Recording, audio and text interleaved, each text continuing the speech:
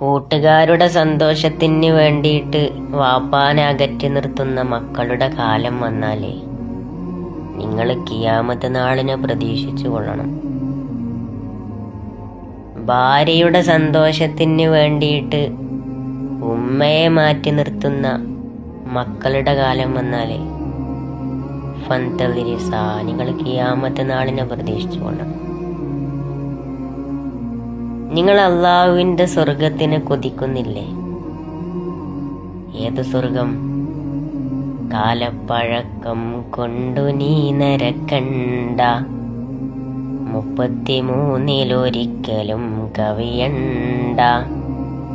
കിയാമത്ത് നാളായി കഴിഞ്ഞാൽ 2 മുഖല്ല ആളുകൾ വർദ്ധിക്കുന്ന റസൂലുള്ള പറഞ്ഞത്. അതെങ്ങനെ 2 മുഖല്ല ആളുകൾ വർദ്ധിക്കുക? ഇവിടെ പറഞ്ഞത് അവിടെ പോയി പറയാം, അവിടെ പറഞ്ഞത് ഇവിടെ വന്ന് പറയാം. അങ്ങനത്തെ ആൾക്കാരുണ്ടാവില്ലേ? നമ്മളൊപ്പം നടക്കുമ്പോൾ ഓനെ പറ്റിയിട്ട് കുറ്റം പറയാ, ഓൻ്റെ ഒപ്പം നടക്കുമ്പോൾ നമ്മളെ പറ്റിയിട്ട് കുറ്റം പറയാ. അങ്ങനത്തെ ആളുകൾ വർദ്ധിക്കുന്നു. അപ്പൊ കൂടെ നടക്കുന്നവന് അങ്ങനത്തെ ആളാണോന്നൊന്ന് ഉറപ്പിച്ചുകൊണ്ടു.